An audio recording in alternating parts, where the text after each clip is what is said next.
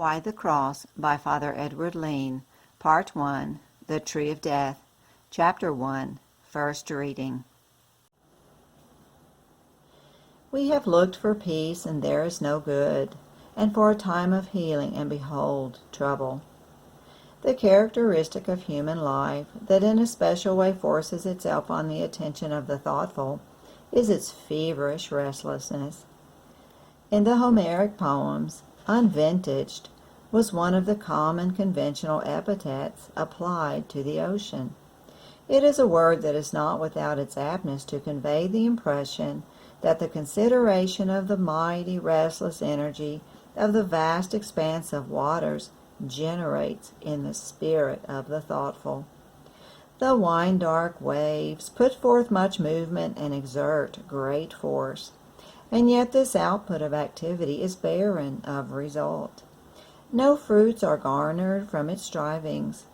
It is difficult for the reflective to sit by the great sea and contemplate it, even in its least feverish moods, without catching something of the haunting pathos that prompted the well-chosen adjective of the Greek verse.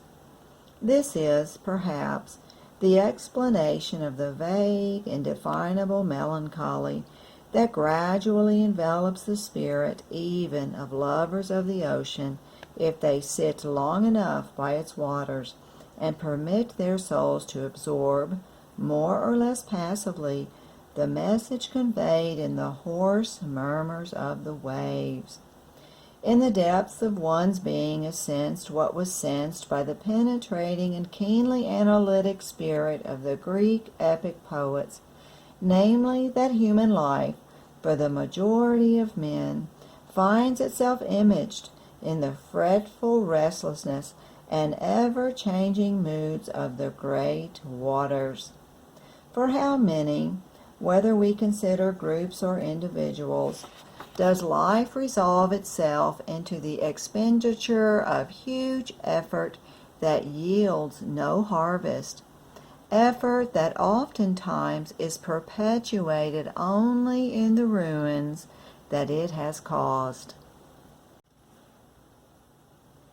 Man instinctively feels that he must be in movement. Modern man tends to understand this more and more in terms of mere locomotion. The unrest so characteristic of the lives of many is universal, not merely in the sense that it is widespread, but also in this, that it belongs to all ages and generations of mankind. It is not more a feature of our age than it has been of those that have preceded. If there be a difference between former and modern times, it lies only in this, that the incessant endeavor to which men feel themselves committed tends more and more to express itself in violent and rapid motion, in which they hurl themselves from one end of the earth to the other with vertiginous speed.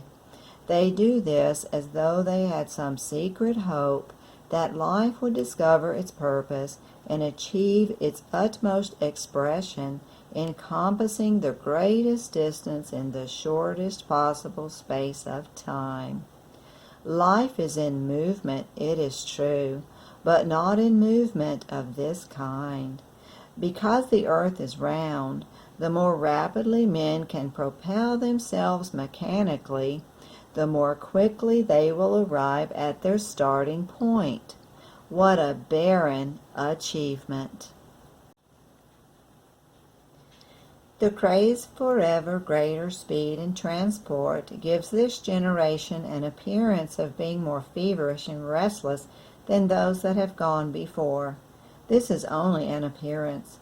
The unrest has probably been as profound during any period in the last 4 centuries as it is now.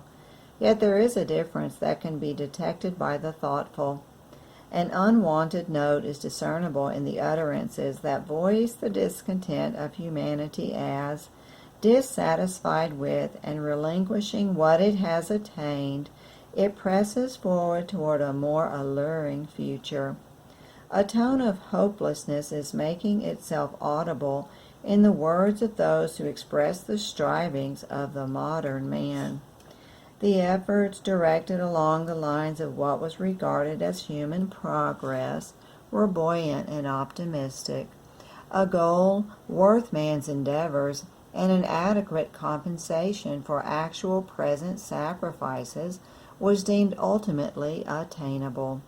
This note of hopefulness, of confident expectancy, of moral certainty of achieving eminently satisfactory conditions has gradually, but in recent times more rapidly, grown fainter. Mankind's efforts after progress are becoming less assured. They are obviously becoming more haphazard. They have come to be almost despairing. There is growing misgiving, hardening into a certainty, that the confident swinging march of post-medieval man along the road of progress has brought him not to the borders of the looked-for utopia, but to the verge of a howling waste, peopled by nameless powers of evil. The toilsome struggle onward of the last 4 centuries has brought man nowhere. It has left him exhausted, disillusioned, bewildered, and too dispirited to retrace his steps. To do this to some purpose, he would need to be able to discover where he had taken the wrong turning. He has no assurance from his prophets that this would be possible for him.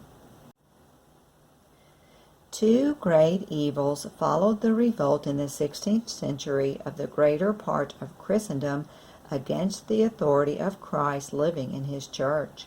The portions of the Christian world that were affected by the revolt, and what part wholly escaped its influence, lost first the true sense of the supernatural life, and then became vague and hesitant even with regard to the natural. Blindness as to the meaning of that transformation of man's being, which it was the Redeemer's task to achieve, was followed by blindness as to the constituent elements of the true human good on which that transformation was to work. A loss of the right sense of eternal values was immediately followed by a progressive darkening of the sense of temporal values. The supernatural good of man is the elevation and sublimation of the natural good of man. Having ceased to understand the real meaning of the supernatural, the men of the revolt rapidly lost firmness in their grasp of the scheme of nature. Europe suffered grievously from this loss. Owing to the political power and wealth and wide influence of the countries that broke away from the unity of Christendom, the literature of the peoples of these countries came to mold and to fix the thought of vast masses who once formed part of the true church. And what is more, the minds of the faithful themselves have been seriously tainted by the prevailing errors concerning questions of a social, economic, artistic, and political kind. Clear ideas as to the manner in which the domestic, economic, and civil life of man should be organized so as to yield true temporal prosperity and well-being have been lost for those who have abandoned the true faith and have become obscured for those who have maintained contact with the source of unity. Christians in vast numbers have lost the knowledge of how to live, not only the divine life of grace, but even the life of reason. The good for man, says St. Thomas, is to live according to reason. This is what is truly natural for him. Now, as things are, it is only by striving to live a supernatural life that man will succeed in living a truly natural life. Grace in perfecting nature keeps nature true to itself. It is only by living as supernatural men that we shall succeed in living as natural men. Fallen man, to be humanized, must be, by grace, in a sense, divinized. Men, having wandered from the city of God in search of a city of their own making, are beginning to awake to the fact that they have become homeless. The naturalistic civilization that they have labored to build up, after plans of their own devising, is crumbling into ruins. They should have known that unless the Lord build the house, they labor in vain that build it. Unless the Lord keep the city, he watcheth in vain that keepeth it. How aptly do the secret misgivings gnawing at the hearts of the men who sense that the civilization they have known is trembling to its fall like a dead leaf, find their expression in the words of the inspired writer of the Book of Wisdom. Therefore we have erred from the way of truth, and the light of justice hath not shined upon us. We wearied ourselves in the way of destruction, and have walked through hard ways, but the way of the Lord we have not known. What hath pride profited us? Or what advantages hath the boasting of riches brought us? All these things have passed away like a shadow, and like a post that runneth on, and as a ship that passeth through the waves, whereof when it is gone by, the trace cannot be found, nor the path of the keel in its waters. What bitter deception breathes through these words, ergo eravimus, and so we have gone astray. How perfectly they express the icy despair that, in moments of deep reflection, grips the souls of millions caught in the inextricable tangle and pathless chaos of modern life. For the words, "What hath the boasting of riches brought us?" substitute the paraphrase, "Whither has our much vaunted progress conducted us?" Europe is a prodigal son that some centuries ago left the Father's house to enjoy untrammeled freedom of thought and will. It has fed on the husks of swine and finds itself devoured by a spiritual hunger of which the material want from which it suffers is but a faint symbol. Movement implies tendency toward a definite goal. Knowledge of what is the right goal of human endeavor is needed if human movement is to be rightly directed. The mistake of mankind is not to be attributed to eagerness for progress, and for that incessant movement which is the natural consequence of this eagerness. Movement is not a bad thing in itself. It leads to disaster only when ill-directed or wrongly directed. The impulse onward, the impatience with what has already been gained, is but a manifestation of man's deep-seated instinct that he is incomplete, and that the law of existence is that he should press forward toward completion. That men are in movement would not of itself imply that they have missed their way. It might signify that they have not reached their goal.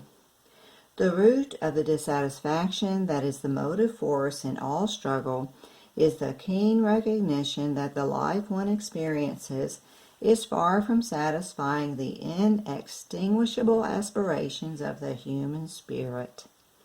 This insight is accompanied by an ineradicable conviction that a perfect life is destined for man, and that the energies of society are to be pooled and coordinated in order that it may be achieved. To live excellently is the object of all human endeavor. The profound sense of not being perfectly living is what goads the generations of men into activity. They feel the irresistible urge to be ever up and doing, never resting in the positions gained. But this searching and groping and striving are doomed to futility unless there be a clear and universally accepted idea of the elements that go to constitute the ideal life for man. The idea of human happiness must be the correct one. To live ideally and to be happy are expressions that are synonymous. Furthermore, what is thus clearly conceived, at least in outline, as the right goal of social and political effort must be understood as something the attainment of which depends in some measure, at any rate, on the due exercise of man's powers. It is because there is an almost universal confusion of thought as to the very meaning of human existence here on earth that there is such chaos in human strivings. Incidentally, it is the ruthless clarity in the communistic idea, false though it be, of the fundamental purpose of life's activity that gave communism its force. Movement that is nothing but movement is meaningless. It becomes mere restlessness. To have a meaning, it must have an ending. Men toil to be at rest. Movement has as its object repose in a term. And inasmuch as men in great numbers in the countries once Christian have no clearly defined objective in their minds, their movement has become but a feverish tossing to and fro in the delirium of a mortal sickness. They are journeying but getting nowhere, because they know not where to go. They thirst for life and cannot taste it, because they are ignorant of the ingredients of a true life. The prophets, to whom they look for inspiration and guidance, fail them. The oracles not only are mutually contradictory, they are, as often as not, self-contradictory. Deaf to the voice of their true guide and unheeding his directions, they wander blindly and stumble through stony places. The words of Scripture can be aptly applied to them. And seeing the multitudes, Christ had compassion on them, because they were distressed and lying like sheep that have no pastor. To a thoughtful spirit gazing on our planet from outside, our world would be, in a great measure, appear like a huge cage in which men pace to and fro with the futile restlessness of wild animals behind their bars. The preservation of human existence, on which so much humanitarian attention is bestowed, is desirable if, with health, can be given a right notion of the meaning and purpose of life. The thoughtful ones of earth, contemplating the scene presented by a human activity that continually changes its purpose and is powerless to assign itself any purpose that human reason cannot instantly question, must feel the pathos of much well-meaning and humanitarian effort. Great generosity is shown and real kindness is spent in praiseworthy attempts to arrest the ravages of mortality, especially among the young. Save the children is an appeal that finds a ready response in the hearts of the humane and kindly. Not with cynicism, but with real sympathy, one may ask, save them for what? Is it for the adult life that frets itself away and in vain endeavors to assign itself an adequate reason for living? Is it worthwhile to preserve children for what any person would logically confess to be not worthwhile? Is this charity of the kind-hearted dictated by the hope that somehow life for these children may prove different from what it has been for those who have tried to save them from the death and disease? Are there grounds for hope that the little ones, when come to adult age, will light on, by chance, a solution of the problem of existence that has evaded their grown-up benefactors? What is the use of bestowing health unless there can be given with it the key to such a use of life as will issue in happiness? Life is a precious gift when it is accompanied by the knowledge of how to live rightly and the means to exercise this right living. Catholics are frequently, though wrongly, not less at a loss than those without the Church as to how life's ordinary activities are to be used so as to result in an ever fuller life. Were this loss of the art of making life's earnest efforts to issue in an ever fuller life confined to the millions plunged in the darkness of paganism, or to those other millions wandering in the deceptive obscurity of heresy and infidelity, the case would be pitiable but understandable. But what is tragic in the extreme is that souls entering at birth into the full light of revelation should suffer, in large measure, from the same blindness as those so much less favored than themselves. Those who enter into the inheritance of the Catholic faith should experience no hesitation as to what direction they are to impose on life's ordinary activities. They, with the unerring Word of God to instruct them, should know in what human happiness consists and how it is to be gained. But how many of them, like those outside the true fold, are tormented in the depths of their soul with the uneasy feeling that they are not getting the best or the most out of their lives. They too are perplexed with the practical problem of how to make their actual pursuits, operations, determinations, enterprises, and activities bring them toward what they know full well to be the objective of life's doings and undertakings. Even deeply religious souls find themselves faced with the difficulty of making their hourly activities yield them up the sense of growth in real life and of the happiness that should spring from such a growth. Very often, when the day's doings are ended, they ask themselves, what has it all meant? They are persuaded that they should have arrived somewhere, and they have an agonizing suspicion that they have arrived nowhere. They have no difficulty in solving for themselves, by the light of their faith, questions of right and wrong.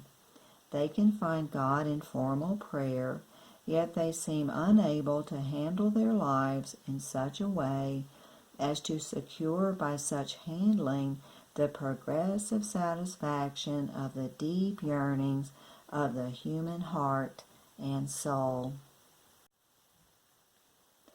Obscurity in all these matters is, as may be expected, greater among the ordinary run of Christians. In a true sense, it can be said of them that they do not know how to live. That means that they do not know how to organize their deliberate activity so as to secure from it something permanent, abiding, and soul-satisfying.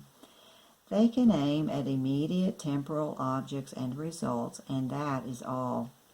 As a rule, even the conscientious among them aspire no higher in their acts and decisions concerning temporal matters than to avoid displeasing God and running counter to His laws.